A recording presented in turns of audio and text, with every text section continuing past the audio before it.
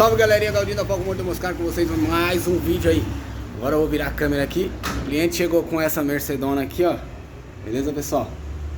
Chegou com essa Mercedona reclamando aí de barulho na suspensão traseira. Já faz dias que ele tá lutando com esse barulho aí.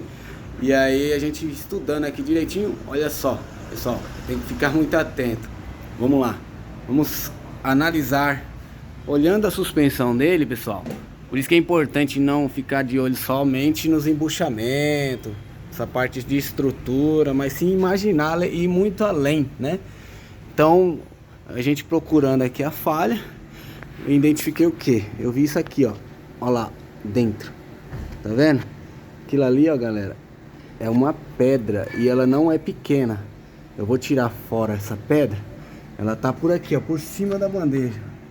Ela tá por aqui, ó. Certo? Eu vou tirar ela fora e daqui a pouco eu volto.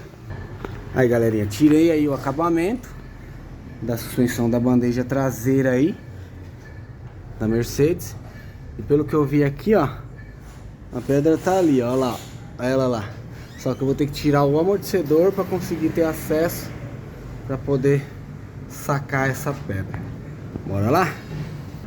Aí, galerinha, após solta aí o amortecedor, já deu pra ver aqui, ó, que desceu a pedra enorme.